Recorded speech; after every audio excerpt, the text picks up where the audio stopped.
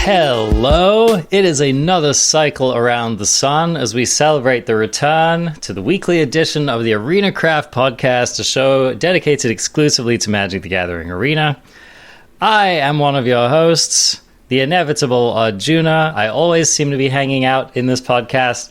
The other co-host who's usually here and does return with us today is CGB. We missed you dearly, CGB. How are you doing, my friend? I am impressed, as always, that the lights here are still on. The bed is made. The room is well decored, and the house did not burn down in my absence. But I'm not surprised, because with an amazing host such as yourself, how could any of those things ever come to pass? Nice episode last week, and yeah, I had a good little vacation. How about you? How are you doing this week? I'm groovy. My excitement in the arena has been intensely stoked by the return of one of my favorite ever sets to the platform, and return in the interesting sense in that we did have it very briefly on here in a weird form, and it is back now, Kaladesh. So I've been jamming Historic, jamming Kaladesh Limited. It's as fun as I remember it. It's also pretty nicely balanced for the Historic format, so all in all, feeling pretty stoked about that so far. I'm just letting you guys know, so this week we're going to be doing basically like a metagame catch-up for both Historic and Standard, and that is in preparation for the upcoming Zendikar Rising Championship. So this is happening December 4th through 6th. Looks like it's going to be the last big Wizards-sanctioned competitive event of the year, if I'm not mistaken. And basically, anyone who's going to be playing in that right now is spending a lot of time testing in both of these formats, because it will be a double format tournament, which I'm always excited when they do that. It just gives me more choice over what to watch, and I feel like you get to see a greater range of skill from the players. So yeah, I don't know. You looking forward to that, CGB? Oh, 100%. I really like what they've done in just the last 3 or 4 months with these championship weekends. The split format's exciting. Seeing the best players playing is exciting. I hope that the ones who want to stream it are allowed to. I know that wasn't allowed in the last championship, and I don't think they've changed that yet, although they have for the MPL weekends, which have been fun to watch as well.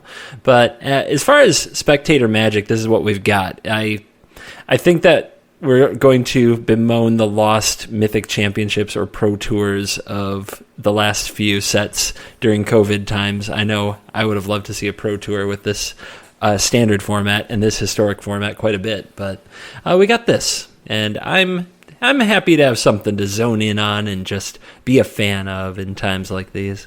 Heck yeah.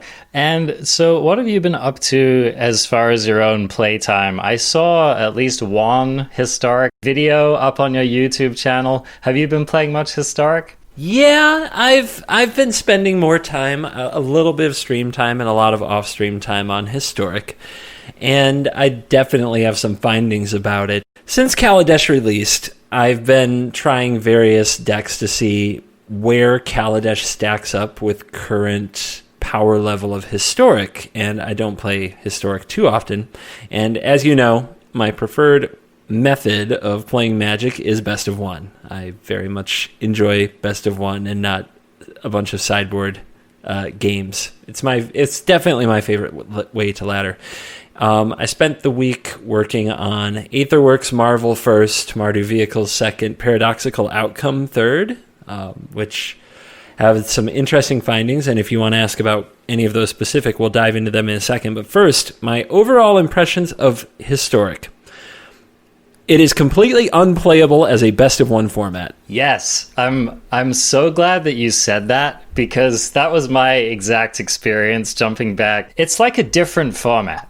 Yeah, I sadly found that best-of-one Historic, and my God, if they do another Arena Open with best-of-one Historic, I can't recommend playing it.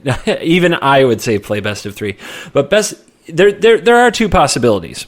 Possibility number one is kind of the same way that best of one was for a while, where I don't know the right way to interact or sequence or something, because I might still have some learning to do, is what I'm trying to say, because I can't win a game of draw on the draw in Best of One Historic. I can't do it.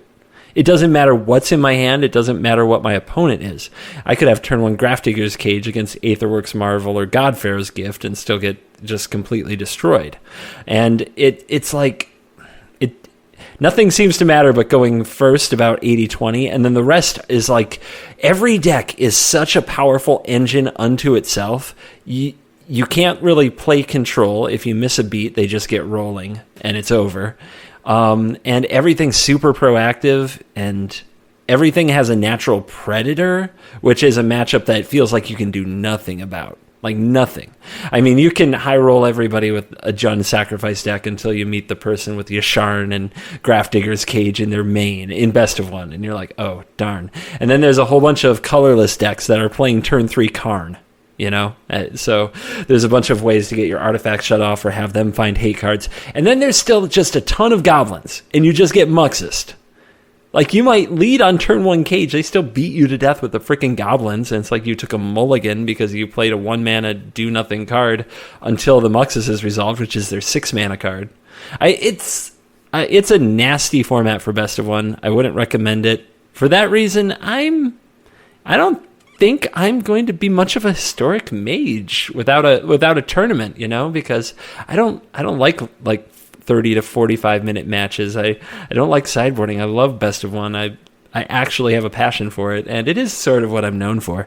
But that's where I'm at. Do you want me to say, I want to hear about what you did, but maybe I can cover the decks really quick that I worked on. All right, Aetherworks Marvel. I've tried a number of varieties with like Sultai and Temur and just all the different combinations of energy cards and things like that. And for Best of One, just Ulamog. There's nothing else really to it. I think some of the best technology I found for it was Sphinx of Foresight. That's spicy. Yeah, to just get that Scry 3 and give yourself the best chance of doing exactly what the deck absolutely needs to do, which is turn 2 energy, turn 3 energy, turn 4 Ulamog, and do that as much as you possibly can. And I don't think there's a lot more to it for Best of One. In Best of 3, though, I really like the Sultai version. Originally saw streamer True Dawn, who's getting back into streaming after a bit of a break, playing this, and it's the Uro as kind of the fair magic backup plan, a lot of interaction, and then there's like Glintsleeve Siphoner, Rogue Refiner, things like that, and still running some amount of top end, but not in like the straight up for Ulamog variety, you know, an Ulamog here, a couple of Ugins. Nissa Who Shakes the World is actually something I was trying to make work in Temur, because the idea is you can hit it off a Marvel and you're never sad. Or if you don't draw your Marvel, you can just play Nissa. Sometimes that wins. Sometimes it casts Ulamog, and that wins. So Nissa is like a fair card that bridges between the mid-range and combo game. So I've been enjoying that a bit. That's most of what I have there. But Thoughtseize is a really freaking good card, just to remind everybody. Yeah. So it's really hard not to play black. Almost every time I'm sitting there with a Temur deck, it's like, well, if I had black, I could have Thoughtseize, and then I wouldn't get rolled by the like uninteractive draws or relying on like an Aether Gust to bail me out. Thoughtseize is a heck of a card. I mean, let's talk about that for a moment, because I think a lot of people do initially jump to Temur just because that's where the energy cards are focused. But through my playing with the deck as well, I found that the only reason I wanted to stay in Temur for the deck was that I was really enjoying playing it with Genesis Ultimatum. Yeah. I think that Genesis Ultimatum is, like, if you want to really focus on the go-over-the-top aspect of the deck, I think Genesis Ultimatum is a great place to be, because it gives you more bites at the apple, basically. If you miss on your big Ugin or Ulamog, you can at least hit an ultimatum and maybe get one off of that. I found that you can play less copies of these 8 and 10 mana spells and play more copies of this 7 mana spell, and you might actually get to resolve one of them in a game as well, just casting from the hand. So I've been enjoying playing that, but I do agree that I feel like every other red card in the deck, I just feel like like Harness Lightning, I think, is a perfect example of it. Like, why are we playing Harness Lightning in Historic? You know what I mean? It just doesn't make sense to me. It's cards like, Fatal Push, cards like Eliminate, Heartless Act, they're just much better removal spells. And so, also, like, Whirl of Virtuoso is just another card which I feel like was well suited for Standard and really is just not holding the muster in Historic. So I totally agree with you on that. I think overall Sultai just gives you access to stronger cards, which I think, brings us to the discussion about the fact that Marvel it really is one of these decks where like it has a handful of game enders and a handful of ultra useless janky cards that do nothing. And then you're trying to figure out how to bridge the gap with like how much interaction and actually playable cards like Uro are in the deck, and it's a hard puzzle to solve, I would say. So yeah, I don't know if you've come down on this as well, but I've walked away feeling like Marvel is very, very fun. I'm really glad that I invested in it, and I would not sleeve it up for a serious tournament. Yeah, I definitely didn't find a mix I'd play for a tournament. I didn't mention Genesis Ultimatum before, but that really is the secret sauce of Aetherworks Marvel. When you can Marvel, hit an Ultimatum, Ultimatum hits the Ulamog and the Ugin and another Marvel and a Woodweaver's Puzzle Knot, so you can Marvel again and hit another Genesis Ultimatum. I've had a few very fun games like that where it felt like Omnath was still legal. And yeah, good times. But I do agree. I don't think Marvel's going to need to be banned in this format. I thought it should be at first, and maybe it should be in best of one. But I would argue that there needs to be a whole best of one ban list, and there are a lot of cards that would be on it, and most of them say look at the top 6 cards of your library. Yep, that's a good point. Yeah, that's interesting though. I found that after a while, I was just getting run over by Aura's decks and Gruul decks, and even like running cards like Storm's Wrath. I had a couple of copies in my deck, which can be a nice kind of pressure release valve to hit off of your Marvel if you need to. I was just kind of getting cornholed by turn 4, so maybe your list has a bit more interaction or took that into account a bit more, but that was my issue in best of 1. Oh no, I just drew better than you. I believe that, man. Yeah. I believe that. I mean, any draw that didn't curve out into Marvel just felt like laughable to me. And even the ones I did curve out into Marvel, I had to hit like exactly Ugin or I was dead, Yeah, it definitely rolled about that way. So I'm curious to see what the pros do with Aetherworks Marvel, if they can break it, unquote. But I actually don't think that will be the story, but we'll see. The other deck I spent a lot of time with is Vehicles.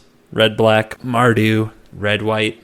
Vehicles hit hard, but they don't have this overpowering combo flurry finish that makes sure the opponent is like extremely dead on turn 4.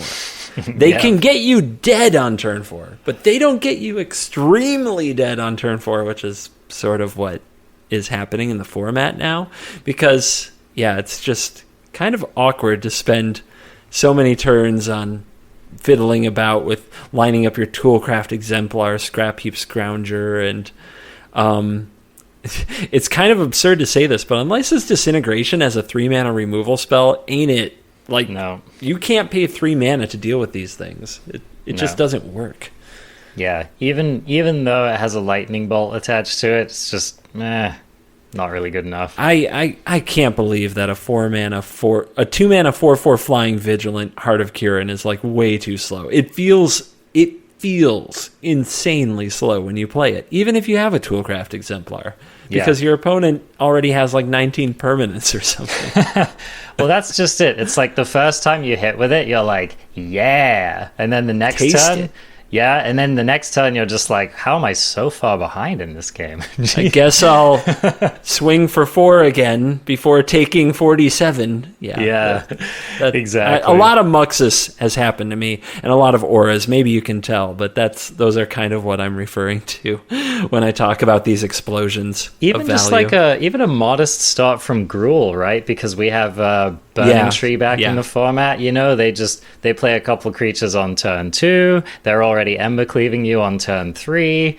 Yeah, and it's like, nice Heart of Kirin, bruh. I think it was my third game into Historic with Kaladesh Remastered that I got quadruple Burning Treed on turn 2. Oh, yikes, dude. Yeah. And Embercleaved, of course. Of course. Of course. Oh, my goodness. The good life. It's something. If you like your games to be over quickly, Historic Best of 1 is for you. Oh, yeah. But, I mean, that's a lottery format. I don't think the Vehicles decks, as we ever knew them, are going to hold up, but they were fun and very nostalgic. I think I said this before, that a lot of Historic is going to be playing what you really want to be playing and feeling some of that nostalgia. In Mythic, people just spam Goblins Adoras, so it's kind of sad, but maybe at other ranks you can enjoy the nostalgia more. You guys would have to tell me. Anyway, that's been my experience with the Mardu Vehicles list. Have you played with this at all? I have, yeah. So I basically started by like trying to port Lucas Esper Bertu's Pro Tour winning deck from before in Standard into Historic and just kind of go from there, use that as a foundation. And I quickly discovered, as many people may, that cards like, what's that guy, Foundry Apprentice or something? Inventor's Apprentice? Inventor's Apprentice. Yeah, not a playable Historic Magic Curd card. Ape? You know, Wild Nacatl is still a Historic playable Magic card, but yeah, Curd Ape is not. But, you know, I have been seeing, so people have been apparently having like some degree of success with these lists that look a little bit different. They run for Bomat Couriers, they're running for Gideon Blackblades, which is kind of funny given that the old lists ran the other Gideon, right? Yeah, interesting. You know, and I think maybe what you're trying to do in a situation like that, do something like curving a 1-drop into your Heart of Kirin, into your Gideon, and then giving your Heart of Kirin lifelink, and maybe that's going to kind of keep you up in the race. So anyway, you know, you can get places with this deck, but I think I would largely agree that, again, it just doesn't feel like, it's just not busted enough for Historic is the problem. So you can get places with this deck. I see what you did there, because it's a vehicle deck. Wow. Got him. If you want to play a fair game of Magic, then you can go ahead and load this up. People have been hitting Mythic with it and stuff like that, so I think that, you know, it is a quote-unquote real ladder deck, but... It's a deck. But I would agree, it's just not really, I don't know. You know, I would only recommend that someone play this deck if they have nostalgia for the vehicles, and then, you know, be careful about the version that you run. But there are, you know, at least somewhat competitive versions of it out there. The Gideon Blackblade sounds neat. I hadn't thought about the lifelink Heart of Kirin thing. I don't know if it's enough, but it's interesting. The versions that I've seen, they're running 4 Hearts of Kirin, and that's it. Maybe there's just like 1 or 2 Ethersphere Harvesters in the sideboard. But I think you really want to de-emphasize the vehicles part of the equation. And I think that you want to actually emphasize the fast aggro and disruptive elements of the deck. And I think, like you said before, it's like this deck definitely wins by narrow margins. It's not slamming the door in people's faces. Yeah, so that would be my recommendation to you. Don't go heavy on the vehicles. Definitely make sure you have interaction. Definitely, in my opinion, you have to run Mardu because Thoughtseize is a thing. And Fatal Push, of course. And then maybe you'll get there. Have you worked at all on Paradoxical Outcome? No, I have not worked on it. I've definitely lost to it plenty of times in the best of 1 queue. So really? Okay. So what are you playing against? Like, how are they comboing off? Because or are they comboing off? Because I had a really hard time figuring out how to pay off this deck. Yeah, the people I was playing against were pretty consistently using the Mystic Pizza Oven, and then usually it was like some kind of essentially infinite mana. Okay. Are you sure it was a Paradoxical Outcome deck? Hold on. Am I thinking of... I think you're thinking of Paradox Engine. I'm thinking of Paradox Engine. That's what I'm thinking of. I'm getting my terminology confused. We can talk about that deck, because that deck, from the moment I jumped on ladder with Kaladesh, I was running into that deck left and right. The colorless Paradox Engine ramp deck. Yes, okay, so that's the one that I've been talking about. My bad. But yeah, that deck is a pretty potent combo deck. For the people at home, Paradox Engine is 5 for the artifact, and then whenever you play a spell, you untap your non-land permanents, I believe is how it reads. So the idea is to play cards like Mind Stone, what's the other one? Hedron Archive, Guardian Idol. These are artifacts that tap for mana. And then you play a Paradox Engine, and whenever you play a spell, you untap the artifacts that tap for mana. If you throw in a Forsaken Monument, now you're tapping your artifacts for double mana, and you're gaining 2 life for every artifact that you play. If you throw in a Mystic Forge, or as you say, the Mystic Pizza Oven, you can play artifacts from the top of your library.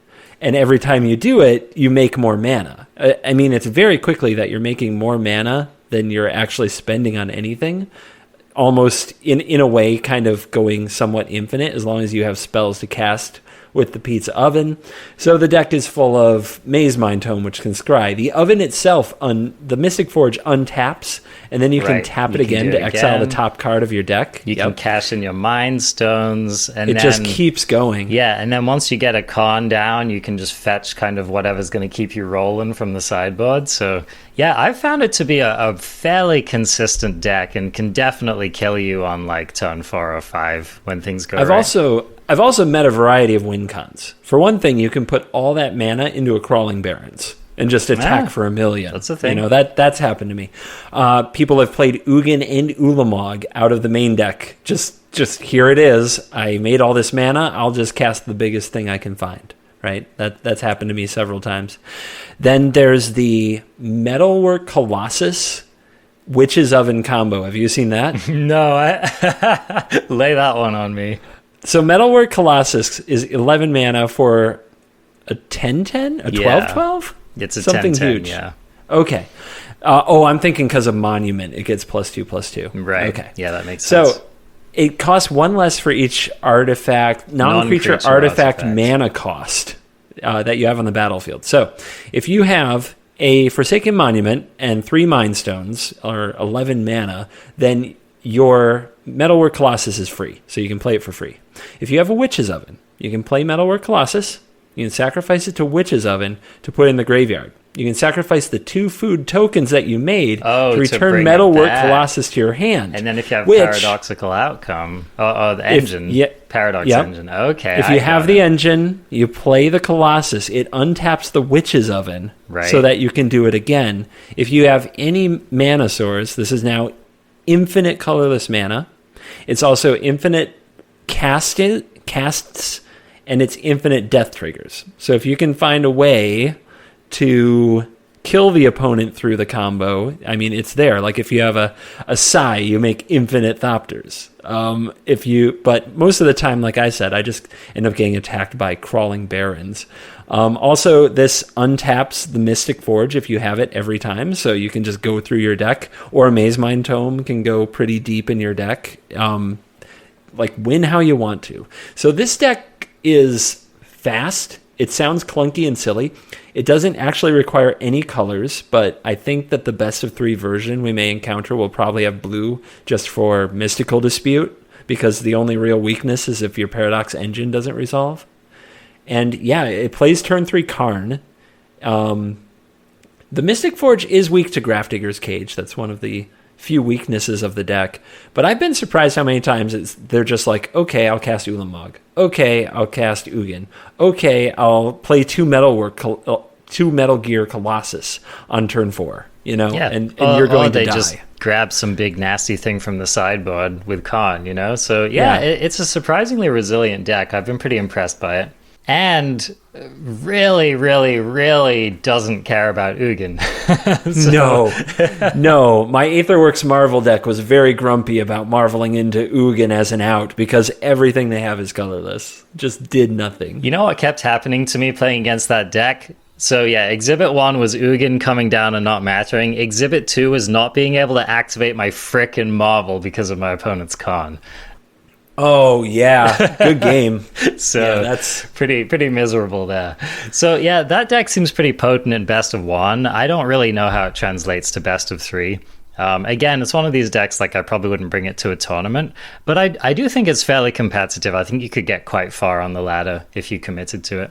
If you play the mirror or you just play against somebody else who has Karn, like the first Karn just wins. Oh, it's yeah. kind of it's brutal. disgusting. Yeah. Yeah, if I was playing best of 3, I would definitely have 4 blast zones in the 75, because that's one of the only ways that you can break out of your opponent's Karn lock. But I mean, that engine is super powerful. It's a lot faster, and because there are 8 of the Idol and Mind Stone, the artifact that can tap for a colorless to ramp you. Yeah, it's very consistent, and it's very frustrating to get just completely steamrolled by. Yeah. So that's a deck to keep an eye on. Okay, so let's get back to what you were talking about, Paradoxical Outcome, which was the other paradoxical card, which is the card that returns stuff to your hand and you draw. Okay, so I actually have not played with or against this deck at all. So what have you been trying? I've been spending stupid amounts of time on this deck. Like one of those, it's like one of those quests, where you just can't put it down. It's like there must be a deck here, because I loved the standard deck dearly. And for the most part, it was just completely unplayable. Could not win. Could not do anything. But one thing I figured out about the Outcome deck is it can be a Grafdigger's Cage deck if you don't run Mystic Forge or Emery or any cards that would use the graveyard or the library. And then if you play a turn 1 Grafdigger's Cage, it's actually really easy to leave up Metallic Rebuke, which is the improvised counter spell, and that can kind of get you to a turn where you can play a Psi Master Thopterist. So if you have a Psi Master Thopterist and a Mox Amber and a Metallic Rebuke, you have a counter spell open with an artifact generating machine. The thing is, I had a hard time figuring out how to win. You can't really generate the mana to just combo and just keep casting Paradoxical Outcomes like the old version would. So instead, this version has to use Paradoxical Outcome as the reload value play while still finding more rebukes to keep up counter magic. And then the way it wins is with Forsaken Monument. So you just play the monument and pump your Thopter army. Yeah, exactly. And the funnest thing about it is using War of Invention mid-combat to fetch Monument and pump your Thopters. So, remind the people briefly what that card does. War of Invention is X blue for an instant, and it has Improvise, so you can tap an artifact to pay its mana cost, or to add to its mana cost. And you search your library for an artifact card with converted mana cost X or less. Put it onto the battlefield, shuffle your library. So, if you have 3 blue and 5 artifacts on the field, and your opponent attacks you with a whole bunch of their little Gruul dorks or their goblins, maybe you block them all with your Thopters, then you tap your 5 Thopters and your 3 blue, and you go fetch Forsaken Monument, and you pump the team. And then you untap and just swing for 1,000,000. That's pretty dope. So that's the best I've done with Paradoxical Outcome, and I still don't think it's close to a tier list, but yeah, it was a long quest, and I at least wanted to talk about what I did find. Or else it was all for nothing. Well, and it's one of those cards that, like, it always has potential to be busted. It's got, like, busted combo enabler written all over it, and so thank you for doing the hard work so we didn't have to, CGB. Yeah, even if the hard work ended in this sucks. But it's fun. It's cool. Yeah, and ended up with a lot of lead in your Alchemist vial there. Okay, let's just kind of go over some other decks. Were there any other archetypes that you tried or put a lot of work into? No. Okay. Those are the ones I spent my time on. I messed around with, like, I've got some brews still in my queue for Torrential Gearhulk and all that glitters, mono white temporal steel, like garbage like that. Yeah. Let's talk about the Gearhulk, actually, because we discussed this when we were going over the set, and it is definitely a potent deck. Again, not sure whether it's like a tournament-ready deck, but the blue-black Gearhulk control deck with Sublime Epiphany is definitely a house. The basic foundation of this deck is you just play a whole mess load of interaction. You play a bunch of removal. You got your Fatal Pushes. You've got your Mystical Disputes and your Essence Scatters. And you just spend the first half of the game trying to answer absolutely everything that your opponent does. And then at some point, the goal is that you Mystical Dispute you Sublime Epiphany something, and then the following turn you Gearhulk your Sublime Epiphany. And usually when you're in that's a pretty game-ending play right there. It goes over the top of most things. It happens with a fair degree of regularity in this deck, so I definitely think this is a deck to keep an eye on. It's true that, your big combo is like it's 2 6-mana spells? Yes. So that's kind of a thing, That's a thing you have to kind of keep your eye on. The good news is when most of your deck is interaction, and then the rest of your deck is expensive spells that rebuy your interaction, you have a better chance of making it to the late game. Now, this deck definitely does fall prey to... It has the same weaknesses that like your really old school control decks have, which is that if at any point in the game you lose control or something slips through, it might just be curtains for you. So that's the main weakness of the deck, and especially if you're not right on it from turn one, like if your opponent gets a couple goblins down or something, you might just be too far behind. But yeah, I think this is definitely a deck to keep an eye on. It has a really powerful late game. I did briefly mess around with like decks designed to dump my whole graveyard my whole library into my graveyard and then refurbish or cast a Gearhulk and immediately Sublime Epiphany it 2 or 3 times. Okay. And that was pretty powerful, but I dropped it pretty quickly. And I was surprised. I think it was Gregors Kowalski, who is usually a top 100 MPL mythic player and known as a very talented player, who tweeted that it was one of his tier 1 decks for Historic. Wow. Like Gearhulk, blue-black Gearhulk Control, he called it. I don't know how many Epiphanies he played. I think it was part of that equation. Mm-hmm. So when I saw that tweet, I was like, oh, I spent my time on the wrong thing. I'm over here paradoxical outcoming, and I should be Gearhulking. Ugh. I mean, it is a very Covertgoblue style of deck, so I would definitely, give it a try next time. Mm-hmm. Especially if you've already crafted the boom booms, What you're talking about reminds me of the God-Pharaoh's Gift. I haven't played this deck, but I watched Andrea Mangucci doing basically like the refurbished version of the deck with the Angel of Invention. And that's another deck which is like, it's no joke when it goes off. And it is definitely a deck that is busted enough for Historic. So, the hasty Angel on turn 4 really is a game ender, even in the Historic format. And usually what happens with this deck is that you end up putting too many threats on the board for your opponent to answer. If you do the thing where you get the God-Pharaoh's Gift down on turn 4 and you reanimate your Angel, then your opponent has to deal with both the Angel and the Gift. And if they're not able to deal with both of those, they basically lose on the spot. If they are able to deal with them, it probably takes like that turn and their entire next turn doing it.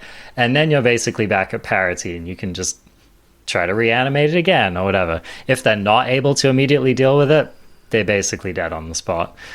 Not going to say it's like a viable deck necessarily, but I do think that if you want to get them on the best of one ladder, I think that this is a fairly decent choice. It can beat up on decks that need to get in the combat zone with like multiple creatures smaller than a 6/6 to win. Like Goblin sometimes has a really hard time attacking into the Angel of Invention that has vigilance, so it's ready to block and gain that life as well. But I found playing and watching this deck, it had 2 big like kind of glaring weaknesses. One was the Marvel into Ulamog does deal with the Angel and the Gift. That's a good point. It's a good point. And the other was the core Spirit Dancer does not care. That's a really good point. It's way over the top. Just what goes way bigger than the Gift deck can. Yeah. It is basically like a faster version of the deck. Yeah, which is why Skyclave Apparition was pretty interesting, but it still targets. So yeah. You still maybe it is Cataclysmic Gearhulk. I don't know, man. yeah, maybe so. Need something.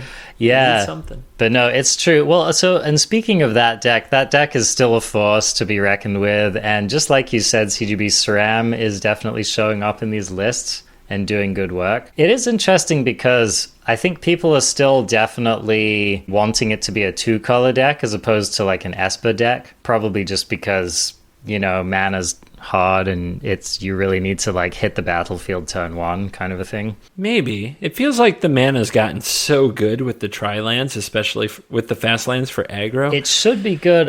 Here's the problem though, right, is that we don't have an Azorius pathway, and we also don't have an Azorius fast land, right? And so I guess, but the black-white deck is, we talked about switching off Teamer to get some black for Sultai. I think we're seeing the same thing with Azorius switching to Orzhov, because Fatal Push and Thoughtseize are just better cards than the blue can provide the deck. I think that the black-white version of it seems quite potent to me, and yeah, it's like, why have a counter spell when you can just Thoughtseize your opponent and take whatever their important interaction was going to be? So yeah, I think this deck is very, very strong. Like, I think that it's another best of one slayer. If you want to get to Mythic on best of one, then you can just jam this and feel good about it. There's just so many decks that if you're on the draw in best of one, you probably won. With any kind of reasonable hand, even if it's 5 cards. Yeah, totally, man. The Spirit Dancer is so brutal. That card is so brutal. Especially like any deck trying to run like Anger of the Gods or Languish or Storm's Wrath. It's like, have fun with that, bro. Yeah, Thoughtseize into Spirit Dancer into Triple Aura. Thank you. See you next time. Nasty. Yeah, nasty with Laris as a backup. Yeah, pretty good deck. All right, and then, Abzan counters, you said that people would try it. They have been trying it. I've been fairly unimpressed with this deck for all the reasons you would expect. It looks busted when you goldfish with it, and then when you play against an actually busted deck, you realize how fair it is in a format like Historic. Yeah, I don't think I've actually encountered it. Yeah, it's not good. I take your word for it. Only play this deck if you're excited about it, and then play it and have fun. Otherwise, whatever. I just want to briefly touch on the existing archetypes that are still very strong, and I think that if you want to be competitive in Historic, you should probably be leaning more towards some of these. So, Sultai Midrange, everyone's been thinking about it, everyone's been talking about it. It's definitely a force in the meta. Picking up Fatal Push is huge. It was a strong deck. It's still a strong deck. Now, one of the things that interested me, and I want to get your take on this, CGB, I was watching Michael Jacob play the other night. And hot flash, by the way, if you ever want to learn about a metagame and a format, I feel like there's no quicker way to do so than watching Michael Jacobs stream. Of all the guys, just a monster. He's just an amazing Magic player. Just took down a Mox tournament like within the past week. This is darkest_mage on Twitch, by the way. Yep. So he's also he's very friendly. He'll answer your questions. He's a really cool guy. But he's one of these people where he really cuts through the BS when he's looking at a metagame. He's the kind of person, he was saying this on his stream, he was like, I spent 90% of my time testing for the Mox, not playing the deck I ended up testing. I was just playing decks in the metagame against other decks in the metagame and just figuring out what actually mattered in the metagame, figuring out what cards were important, etc., etc.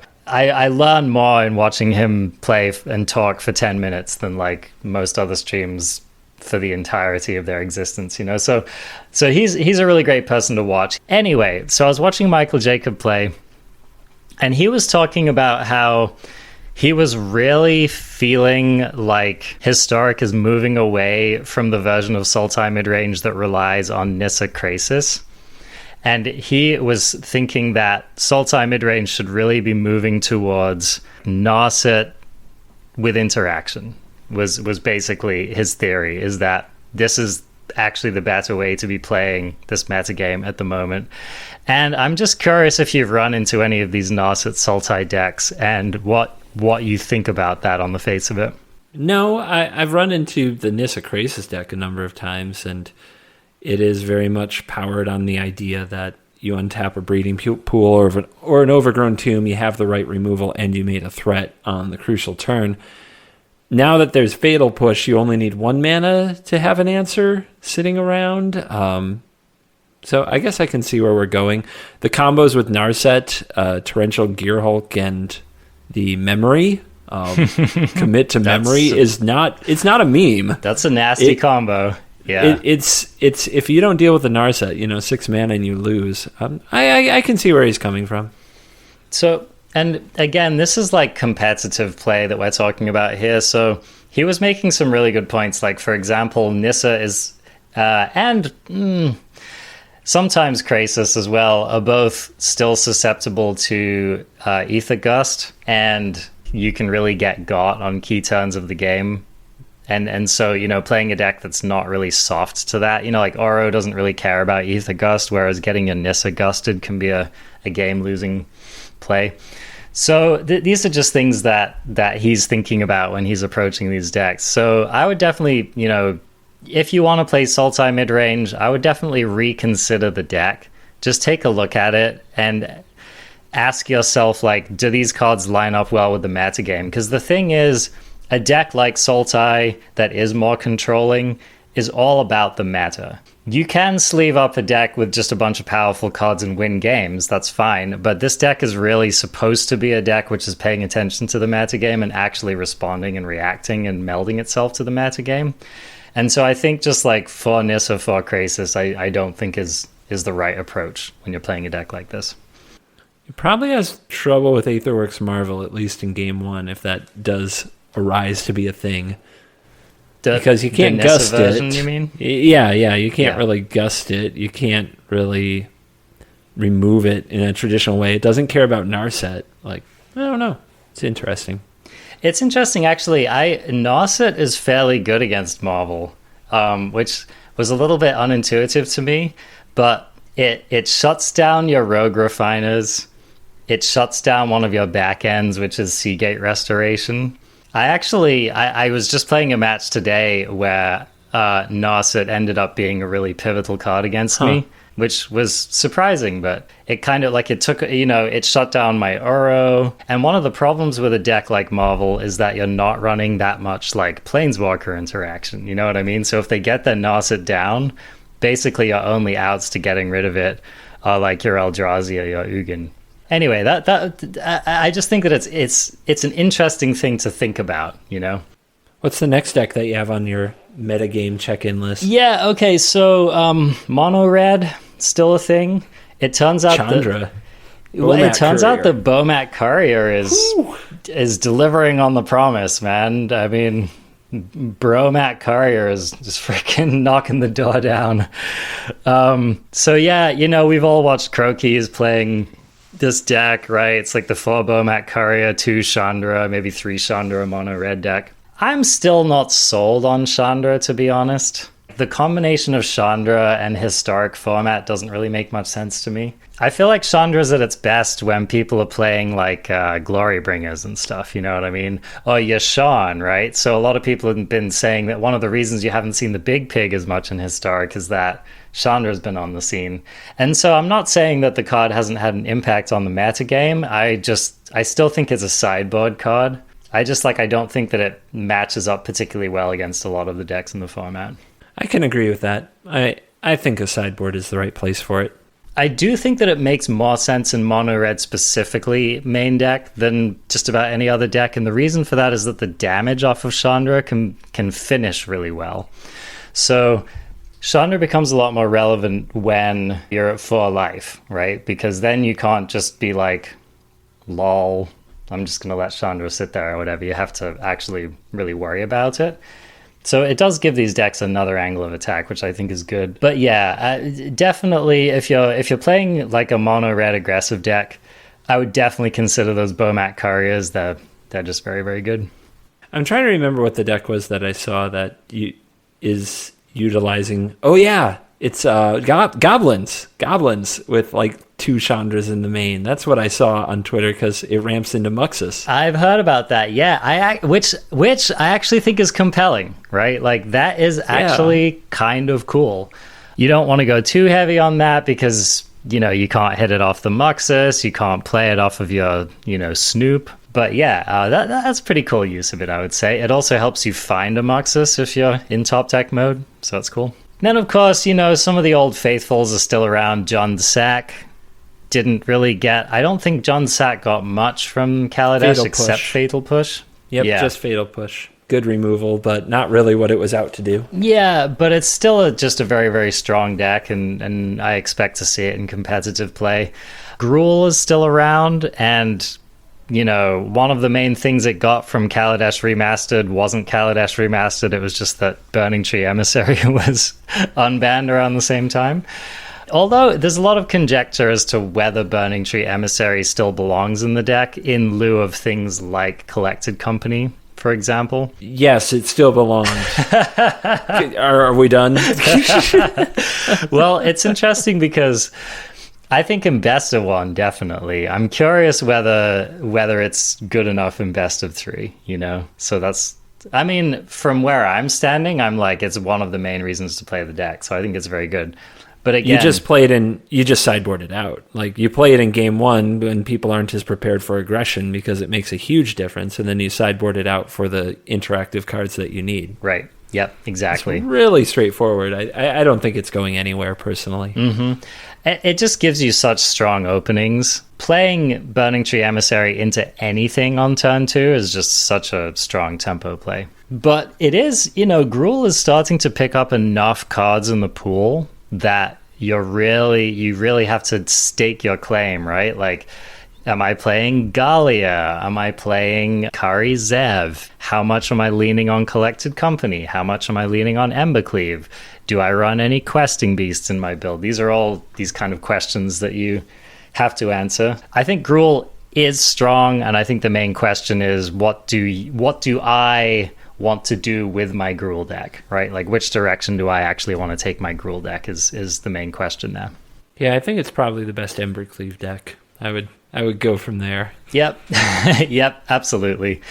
Okay, so that's kind of an overview of the historic meta. Before we go here, I did want to check in with you on Standard and see how Standard is going, because, you know, it's still an important format that people other than Arjuna are playing and enjoying right now. So what's happening in Standard? No, it's like just me, to be honest. No, it really is. Like, just look at Twitch. Anytime I'm live, I'm the only one playing even Standard. touching Standard. Oh yeah, which is kind of, this is normal. That's something I want to stress. If you're out there still playing and enjoying Standard and you don't want to get into Historic, and every podcast and every streamer is playing Historic, it is normal at this time in the cycle to play other formats, because we're not going to get a new set release until Kaldheim, and we have to go through, basically we have to ride through the holidays in the card pool that we have now.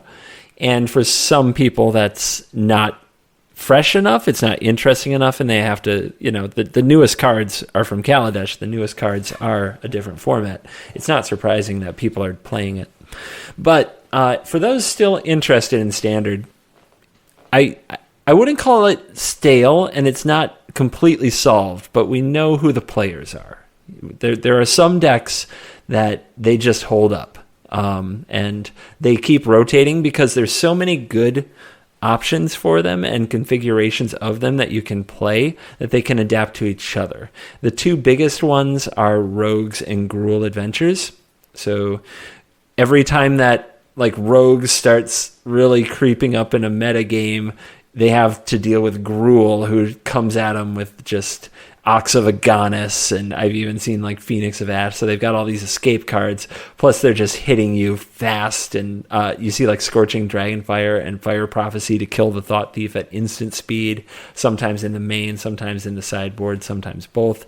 So Gruul can adapt if they want to. And then there's the Rogue Killer, like absolute killer. It doesn't beat Rogues on its own, but if you can remove the key threats and then just have this card sitting on the battlefield, Rogues just can't dig out, and it's Klothys, man. They can't kill it. They have nothing. It just sits there draining them every turn. They can't not put cards in the graveyard. They're the rogue deck. They don't have a choice here, and it just sucks them dry, and it's so brutal. But on the other side, you know, we talked about how Gruul can adapt and just beat the crap out of Rogues if it wants to. Rogues does have counterplay, and one of the big traps, quite honestly, is activating your Klothys, because if it's alive, it can be stolen by 4 Lull Mage Domination. And yeah, So if you cut your traditional removal spells, like Heartless Act, and you adjust your mana base to play a bunch of dual lands, we're talking a bunch of temples and triomes, so that you have a lot of blue and black sources. Now you can come at them for Lowell Mage's domination, just steal their big creatures, and try to beat them down. Maybe Klothys is too slow, or maybe they turn it on and you steal it. The other big rogue adaptation is usually Essence Scatter. Some people prefer Anti-Cognition. I still think that card's terrible. But Essence Scatter can counter Klothys on the way in, along with just about everything that the Gruul deck does. Because the key to beating Gruul is just never let them have one of their 3 or 4 mana large creatures. If they don't ever get to untap with it, and they can't like Embercleave and they can't Henge, then you're usually in a good spot. And then as long as the ooze doesn't get big, you're going to be fine. As long as Scavenging Ooze doesn't grow out of control on you. So both sides of this matchup are really interesting, and they're probably the 2 best decks, with a bunch of other decks trying to figure out how to prey on them while they prey on each other. Let me just ask you one thing regarding the Gruul deck. I remember earlier in the format, it was seeming like Gemrazor was a really critical part of the format, and I feel like I've been seeing less and less and less of it. Have we moved on from Gemrazor? Is it like just a sideboard card in the Gruul mirror right now? Actually, for the most part, we've moved completely off of Gemrazor. There's a number of kind of issues with it. The Yorion decks scaled back a lot, and blowing up Glass Casket used to be a major weakness of theirs. Blowing up Elspeth Conquers Death was a major weakness. But you can shut down the Elspeth Conquers Death with Scavenging Ooze. If you just play that correctly, it pretty much does a similar thing, because they can't get anything back, which is usually the back-breaking part of that card. And then people are smarter with their Glass Caskets, quite honestly. Like, that used to be a major point of vulnerability. Now, you get into these Gruul mirrors, there's still a lot of artifacts and enchantments around, but you can't untap and hope to put your Gemrazor on a creature to deal with them. Like, when Henge comes down, when Embercleave comes down, if your plan is, I'm going to blow it up next turn, they might still gain a lot of value off of both, either in terms of damage or blowing up a double block, or drawing 2 or 3 cards from their Henge if they're playing well. So you need instant speed artifact removal now, which is why Wilt is a 3 and a 4 of in Gruul Adventure sideboards, the way that things are going. So Wilt has, for the most part, replaced the Gemrazor. Plus, you don't have to worry about your Edgewall Innkeeper and your human token from Lovestruck Beast refusing to play nice with the Gemrazor, which is a major problem. Like I said, also, just the shift in dealing with Gruul, like keeping them from having an Embercleave, keeping them from having a Henge, it requires that you remove all these creatures. If all these creatures are getting removed, a Gemrazor is not what you want to be doing. Not going to do it. And the other thing I'm thinking of as well is that it actually doesn't play well with either of the big important cards in that deck, right?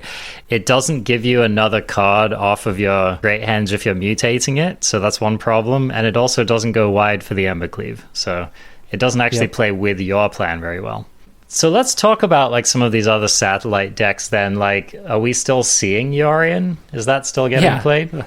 I mean, on my stream, 100%. Every day. I don't give up on Yorion.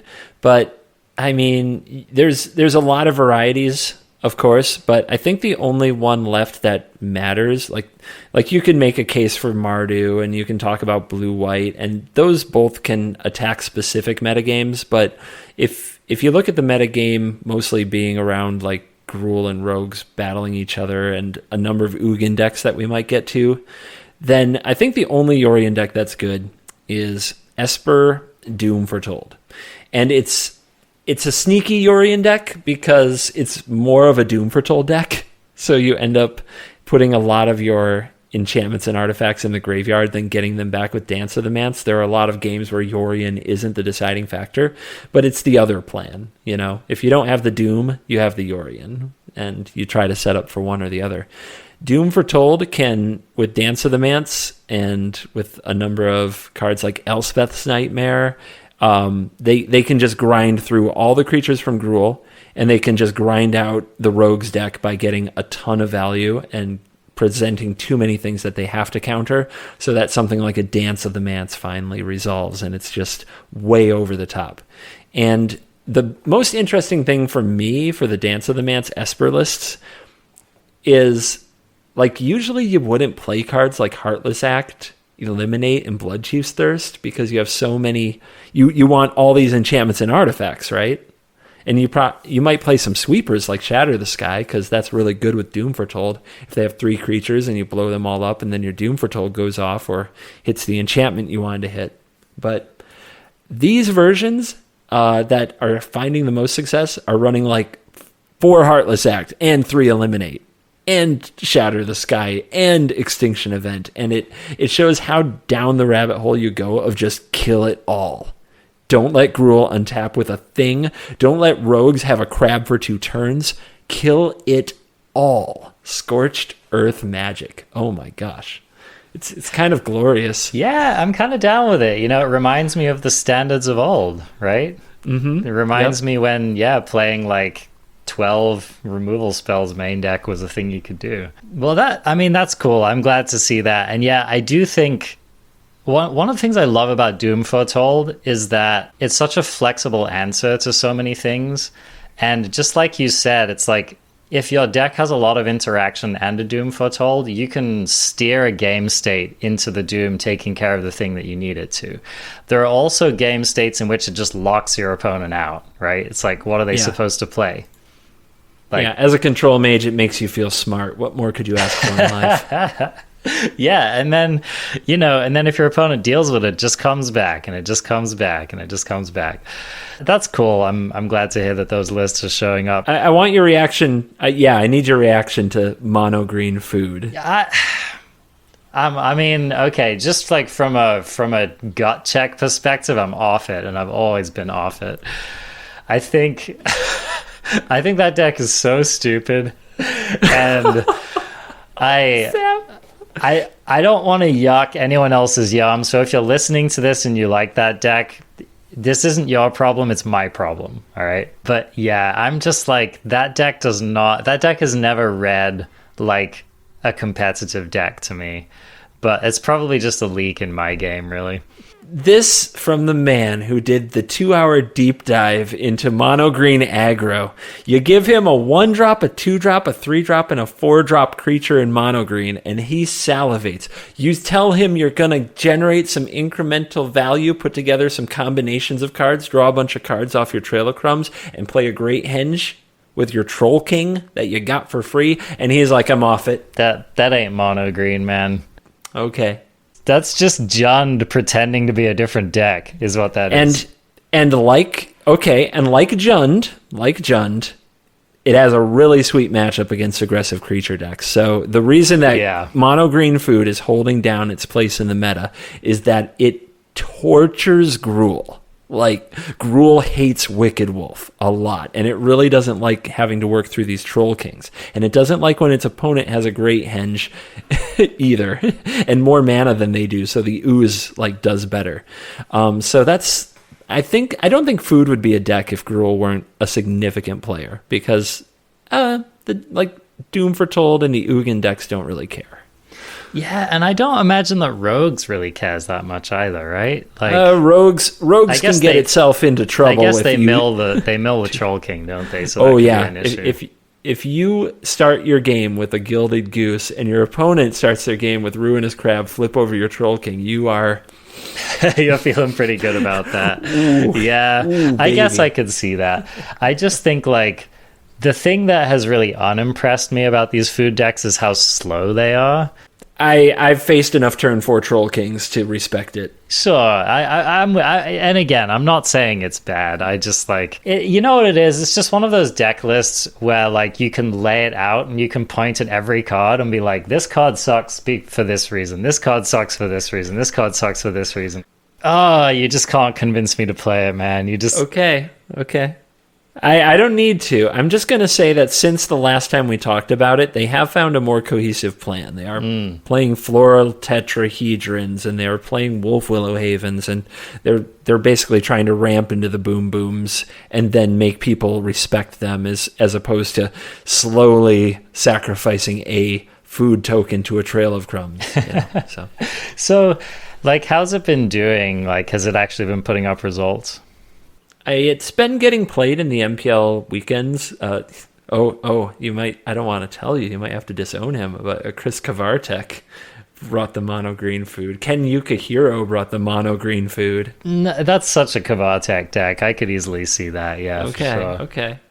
Ken Yukihiro, known brewer on food, was pretty surprising to me. But yeah, it's been getting wins and it's been dealing. I don't think it's taken many events, down. I don't remember seeing it on top. Okay, so it's like tier 1/1.5. I had it in tier 2. Yeah, that's about where it seems to line up to me. I just like you couldn't convince me to play that deck over one of the big three that we just talked about. Who else? Are we working with anything else? So there are three other tier 2 decks that I want to mention, and all of them in some way usually involve Ugin the Spirit Dragon, which just tries to go way over the top of Gruul, way over the top of rogues and whatever, Yorion. Like Ugin is a card, and it's nice to see, quite honestly. It was kind of... I personally was disgusted when Ugin was not really a card after a week into, the M21 standard, and Temur Reclamation was like, why would you play that card? And Bant Ramp didn't need that card, and Sultai Ramp didn't need that card. It was kind of disgusting because Ugin should be a good card. What have we come to? But I'll try to run these down. So there's a mono red or mono red with slightly black version that tries to use, and I'm not kidding, Ironcrag Feet to play Ugin on turn 5. Wow, we've really reached the Ironcrag Feet part of the meta game. 3 to 4 copies of Ironcrag Feet. It's mostly mono red control, sometimes with black for Extinction Event, that plays Ugin on turn 5. And usually kills the opponent with either the Ugin goes unchecked or Crawling Barrens beats them to death. Oh my gosh, you know what that deck wants so bad? Chandra Torch of Defiance. It does. It Wouldn't really that be does. amazing in that deck? Yeah, Yep. Too bad. So that's a deck with a pretty good Gruul matchup. It is a headache for rogues because they run Ox of Agonis main and a ton of cheap removal from the red side. So it has a meta place. I don't think it likes food unless it does have the quick Ugin. That's really your only hope there to beat the Henge, because once Henge is on the battlefield, it's really tough. And then the next Ugin deck is Genesis Ultimatum, but it's ramp. It's like Cultivate Genesis Ultimatum, but it's a weird version that runs... It plays a pseudo-control game because the payoffs aren't like Terror of the Peaks. It's very much like the Shark Typhoon is like the key card in the deck. So it runs like 4 Jwari Disruption. It runs a whole bunch of lands that are spells to just keep the opponent busy, Bone Crusher Giant, Adventure Creatures, 4 Shark Typhoons, and then it casts Genesis Ultimatum, often cheating out a Shark Typhoon and going from there. And that deck is weird. Yeah. and Ugin, if you can get Ugin and protect it somehow, with a negate or something. But I mean, that deck to me is strange. I have not figured out how it sees the success it sees. Yeah, so. It sounds like my kind of deck, man. Of all the decks that you've mentioned so far. No, the next one is. Okay, all right. All right. You saved the best for last. Oh, I saved the gas for last. You're going to love it. All right. Sweep aside the ass, folks, because here it comes. This is a Genesis Ultimatum deck. This is not an Ugin deck. It felt like one, but it's not. Genesis Ultimatum, Terror of the Peaks. Sounds familiar, right? Oh, wait. Cultivate. Is this the deck that's been running the damage tripler? No. Okay. But, not that deck. But, all right. no. But it does have a damage doubler. Are you ready? Lay it on me. The rest of the deck is all the adventure creatures, except for Fae of Wishes. Okay. With Obosh as the companion. Oh, it's the Obosh deck. Heck yeah, dude. I saw that deck making the rounds. So is that deck actually a contender? Everything I've done with the deck has been amazing, and the feedback on the video from the deck has been very positive. So okay. I think that deck is a pretty serious player. Okay. Because it just threatens that kill out of nowhere with Terror of the Peaks and Beanstalk Giant when it gets to do Genesis Ultimatum, but it has the fair game of Edgewall Innkeeper and Great Henge and Lovestruck Beast and Bonecrusher Giant and Brazen Borrower. So what you're saying is this is what Temur Adventure has become. Right. Yes. Okay. You take out the Lucky Clover and the Fae of Wishes, and you put in Terror of the Peaks and Genesis Ultimatum. I'm down, man. Yeah, I remember when I first saw those deck lists cropping up, I was like, wow, is this really where we are? And then it was like, no, this deck is real. This deck can actually do things. I suppose if you do look at the Adventures deck, it was all odd creatures. So I guess that kind of makes sense. I could see it.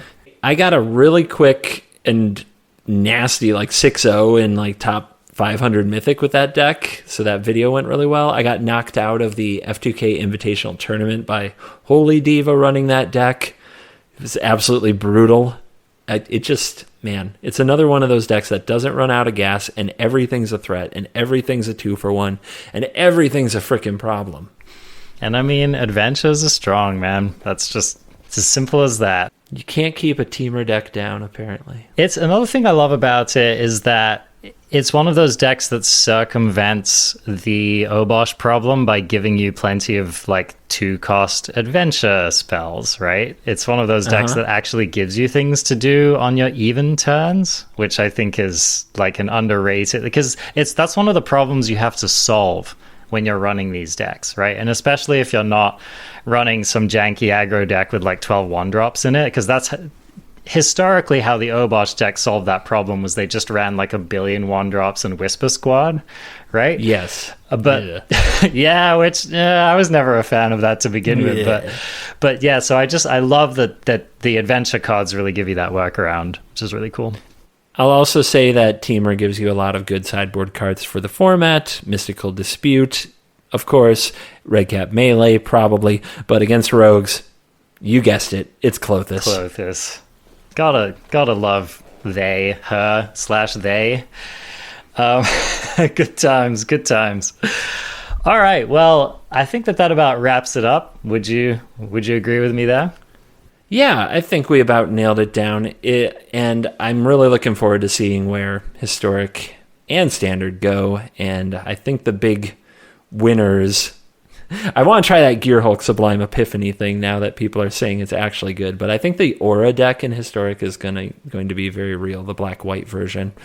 In Standard, it's going to be hard to get past the Gruul and Dimir kind of heavyweight fight at the top. I think those two decks are in it till the end. They might take a brief week off, but those are the two decks that I think are the heavyweights of this format. Yeah, I think we're unlikely to see like a Kethis combo deck jump up at the end of the format or something like that. So yeah, I would agree with your assessment there. I think from now it's probably just tuning, tweaking, metagaming. But having said that, Standard seems about as healthy as it's been in a very long time, and that's something to applaud, you know? So all of y'all can enjoy it. Meanwhile, I'll just be bashing my head back against the wall that is trying to play every conceivable Kaladesh deck in Historic, because that's where my heart lies.